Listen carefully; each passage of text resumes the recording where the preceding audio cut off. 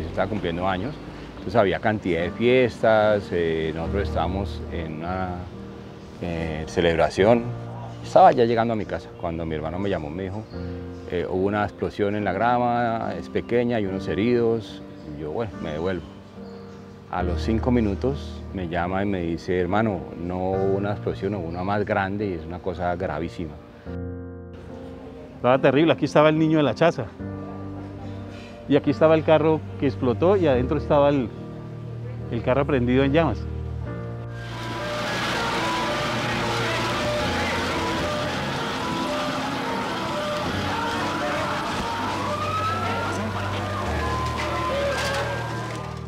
Nosotros llegamos por esa esquina. Lo primero que me llamó la atención es que había muchas cuerdas reventadas y chispeando, había chispas eléctricas. Y comenzamos a caminar de esa esquina hacia acá.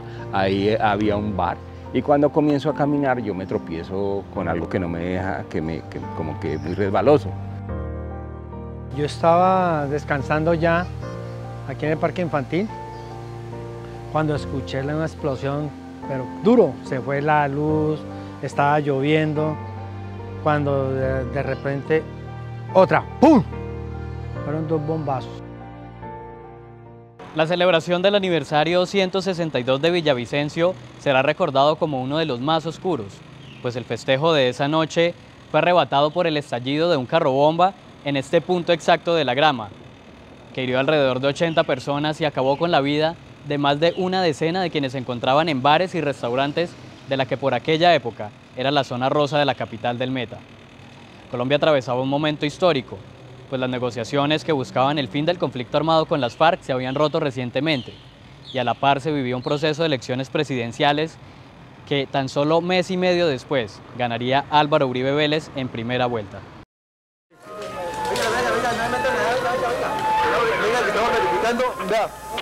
No corre peligro, no me metan nada todavía porque estamos verificando todo. De pronto tienen, por favor, hay otro artefacto ahí. Lo que hice fue alistar mis equipos, cámaras, planta, mi montero, eché planta y llegué al sitio, eso estaba oscuro, prendí la planta, oh Dios,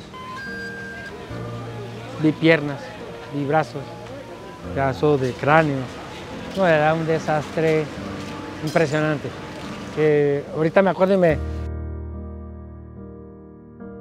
Nosotros en la noche en ese bar tocábamos alrededor de 3 o 4 tandas y alcanzamos a hacer una ronda musical, suspendimos y fue en ese preciso momento cuando sentimos el primer estruendo.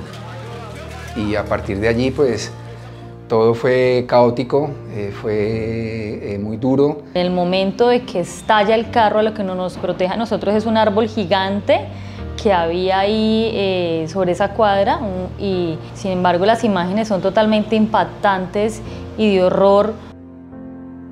De pronto escuchamos una explosión, la cual nos asusta demasiado, nos hace como correr hacia esta esquina que estaba el carro parqueado.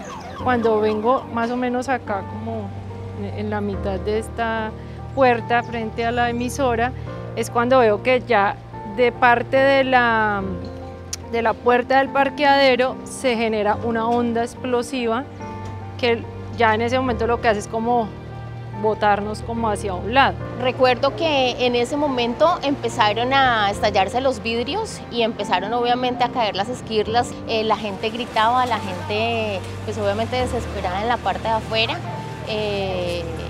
La verdad, nosotros en ese momento lo único que hicimos fue como que recoger y vámonos porque ni siquiera nos asomamos nuevamente por lo que hubo la segunda, entonces dijimos aquí de pronto sucede algo más y salimos y nos fuimos. Cuando decidimos bajar al primer piso, íbamos hacia afuera como a mirar qué había pasado cuando ahí sí fue el carro bomba que estalló, es la segunda detonación que fue muchísimo más fuerte, fue tenaz y ahí sí el caos se volvió pues absolutamente un terror, un horror.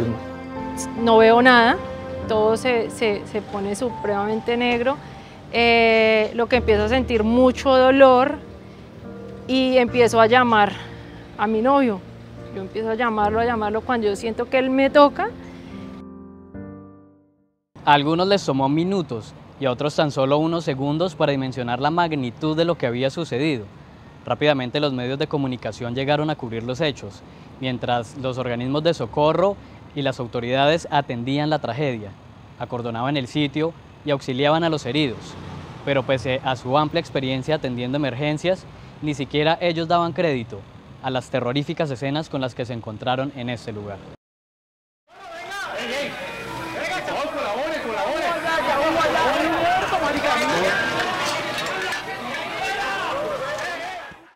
Me encuentro con un piecito pequeño en un tenis Converse rojo, cortado arribita del tobillo. Esa imagen me conmovió muchísimo. Junto a los escombros, cantidades de cuerpos cercenados, sin piernas, sin brazos. No había cómo ayudar a gente. Después de bombazos solamente estaba llegando, era curiosos, corriendo la gente mirando, buscando a familiares y eso. Bueno, yo llegué esa noche sobre la 1 de la mañana. Toda el área estaba acordonada, estaba lloviendo, no había luz en el sector. Nos dimos cuenta una escena supremamente aterradora, veíamos todavía humo. Las ambulancias nuestras iban, mientras la ambulancia iba y dejaba un paciente, nosotros regresábamos por el otro paciente, mis compañeros estabilizaban al otro mientras las ambulancias iban y venían. Era una época que se afrontaba con recursos muy mínimos disponibles, sobre todo en la respuesta para la atención a este tipo de situaciones por atentados terroristas, y que además de ello nos dejaron una enseñanza muy grande, y es que no estábamos preparados. Las ambulancias tratando de echar no uno ni dos, había momentos en que la ambulancia llevaba 4 y 5 personas. La gente se nos abalanzó a la ambulancia y en ese momento nos pedían auxilio todo el mundo. Alcancé a mirar personas que estaban mutilados las manos, mal heridos todos.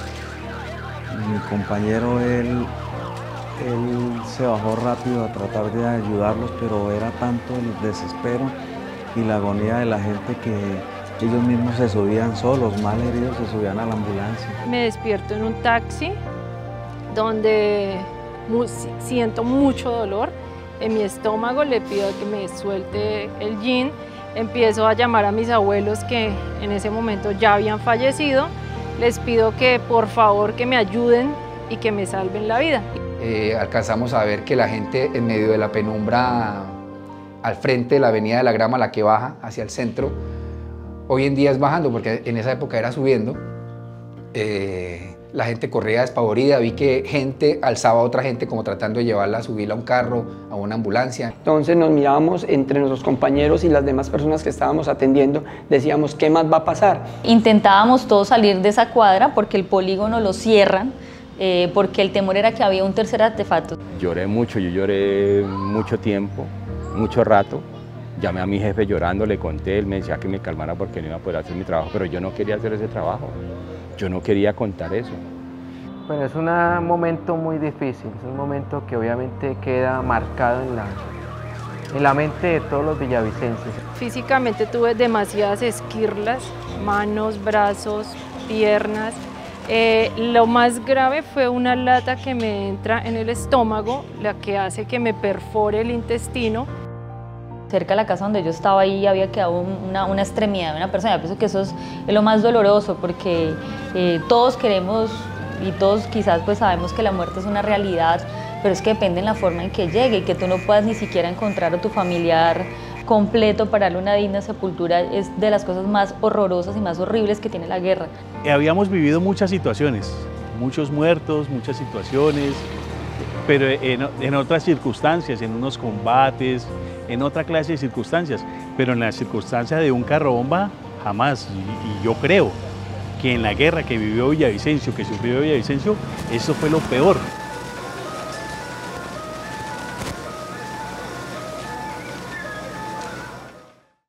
La luz del día develaría un panorama desolador y la incertidumbre rondaba en la ciudad respecto a los nombres de los heridos y los fallecidos. Por fortuna pusieron la onda que estuvieron respetando debajo del carro, entonces levantó el carro y la onda explosiva se fue bajita. Ya cuando salió el sol, que hubo luz, pues no, el tema fue impresionante, dantesco, no me imaginaba la magnitud del daño que había. Pasamos derecho al otro día las clínicas, el hospital, las historias. La del niño, el niño vendía flores, vendía cigarrillos, vendía esquelas, vendía tarjetas. Era un chico de 14 años que vivía con la abuela y el niño murió ahí, murió. Cuando hablamos con la abuela nos decía que el niño decía que él trabajaba para comprarle una casa a ella. Ese fue el niño, ese fue el piecito que nos encontramos al comienzo. Esos son los problemas que tenía la guerra y que en ese entonces estábamos acostumbrados a vivirla. La guerra en el departamento era muy terrible, tanto así que de los 8 días, 7 días que tiene la semana, usted 5 días cubría orden público. Muerte de soldados, combates, explosiones por allá en las zonas rurales, ¿sí? Pero ya llegar a que un carrobomba estallara dentro de la ciudad. Esa madrugada del domingo 7 de abril dejó una marca imborrable, no solo física, sino emocional en quienes vivieron para contarlo. Recuerdos simplemente difíciles de olvidar. Mi hermana estaba en la esquina y ella tuvo también una lata, le entró a la pierna y en la urgencia, pues como no era tan grave, le cerraron con la lata adentro y lo que hizo fue infectarle la pierna y tuvo que estar con unos lados quirúrgicos durante un mes en la clínica Meta, yo en la Marta, mis papás enloquecidos porque como que ambas hospitalizadas, entonces también eso fue algo difícil. En el momento nosotros sentimos cansancio, sueño, dolor. Eso psicológicamente lo íbamos a sentir ya como a los 2 días y de ahí no se me ha borrado eso de la mente, eso todavía conmigo permanece todo el tiempo. Con el tiempo, cuando yo llegaba a ciertos lugares, experimenté una especie de pánico, nunca lo traté con un psicólogo ni nada, pero yo llegaba a ciertos lugares como un sótano lleno de carros y a mí me daba una aprehensión súbita y tenía que salir de ahí porque me daba, es decir, yo pensaba que un carro de esos podía estallarme y ya. De hecho, yo pensé que yo me volví alérgica al olor como el humo de la gasolina y es a partir de eso. Los truenos, todo lo que son estallidos, para mí, digamos que donde esté, en el momento que esté, me afecta bastante. El proceso, digamos, ya psicológico en cuanto a perdón, de todo esto y de ir olvidando y digamos que fue con ayuda psiquiátrica, psicológica. Casi 20 años después, aún no es clara la responsabilidad, ni mucho menos los nombres de los autores materiales o intelectuales del atentado. Y si bien hubo capturas, finalmente nadie fue condenado. Realmente después de 19 años es la primera vez que me vuelvo a parar acá a recordar todo como ese momento y a estar aquí después de 19 años la primera vez. Si bien la juventud de ahorita no está viviendo esos horrores, sí está viviendo los efectos de una guerra que no se acaba. Por la guerra, y la gente no sabe qué es la guerra. Se ponen a hablar de una cosa que nunca han vivido, que si lo hubieran vivido yo creo que hoy en día hubiesen aportado más para que el proceso de paz siguiera adelante. Terminé tomando la decisión de no cubrir más